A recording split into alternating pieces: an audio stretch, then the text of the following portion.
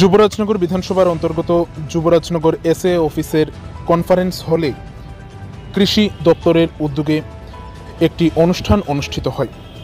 27 September শুক্রবার দুপুর আনুমানিক 3টা নাগাদ উত্তর ত্রিপুরা জেলার 57 যুবরাজনগর বিধানসভা কেন্দ্রের অন্তর্গত যুবরাজনগর এসএ অফিসের কনফারেন্স হলে একটি ওয়ার্কশপ শীর্ষক অনুষ্ঠান অনুষ্ঠিত হয়। এই ওয়ার্কশপটি মূলত মুখ্যমন্ত্রী ইন্টিগ্রেটেড কর্প ম্যানেজমেন্ট প্রোগ্রাম এবং ন্যাশনাল ফুড সিকিউরিটি মিশনকে কেন্দ্র করে অনুষ্ঠিত হয়। এই অনুষ্ঠানে উপস্থিত ছিলেন যুবরাজনগর আরডি ব্লকের চেয়ারম্যান অপর্ণা সিনহা। এছাড়াও অনুষ্ঠানে উপস্থিত ছিলেন যুবরাজনগরের প্রাক্তন বিধায়িকা তথা ওবিসি মোর্চার রাজ্য সভাপতি মলিনা দেবনাথ সহ অন্যান্য আধিকারিকরা।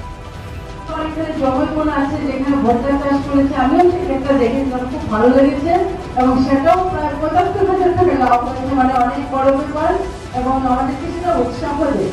সত্যি সত্যি কাজ করলে তার যে মূল্য সেটা পায়। আর আজকে সে সেখানে সম্মান পেয়েছে, আমি অত্যন্ত আনন্দিত।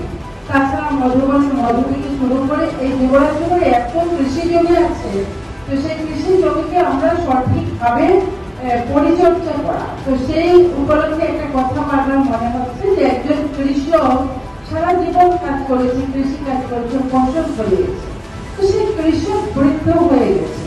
ওনার ঘরে 4টা ছেলে ছিল, 4টা ছেলে বড় হয়েছে, পড়াশোনা করেছেন কৃষিকাজ করে, কিন্তু সেই কৃষিকাজ এখন উনি আর করতে পারেন না, বয়স্ক হয়ে গেছেন। কিন্তু ছেলেরা তো পড়াশোনা করেছেন না, চাকরি পেয়েছেন না, কৃষিকাজ করছেন। তো উনি দেখছেন ঘরে শুধু অভাব আর অভাব।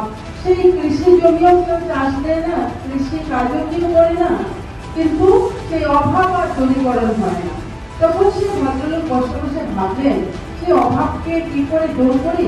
তো 4 ছেলেকে ডেকে আনলেন, এনে বললেন, বাবা আমি তো সারা জীবনই আমার যে সঞ্চয়টা, সেই সঞ্চয়টাকে আমি এই কৃষি জমির নিচে আমি এটা পুঁতে রেখেছি, তো তোমরা সেটাকে বের করো, বের করে নিজের জীবনে কাজে লাগাও।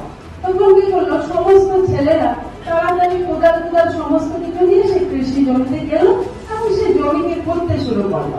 কাটতে কাটতে কাটতে কাটতে একদম পরিশ্রান্ত, সারা জমি একদম চষে বেরিয়েছে, কিন্তু কিচ্ছু বেরোলো না সেখান থেকে। তখন সেই কৃষক ভাবলো, আরে যারা ছেলেরা ছিল তারা সবাই বাবার কাছে আসলো, এসে বললো, বাবা তুমি তো বললে তোমার সঞ্চয় তুমি সেই জমিতে রেখেছো, কিন্তু আমরা তো তন্ন করে সমস্ত জমি একদম বুঝে রেখেছি, সমস্ত জমি আমরা কেটেছি, কিন্তু সেটাতে কিছু পেলাম না। তখন কৃষক বলল, আমি তো সেই কাজটাই নদীতে নিয়ে অনেক করাবার চেষ্টা করলাম, কিন্তু তোরা কেউ করলি না।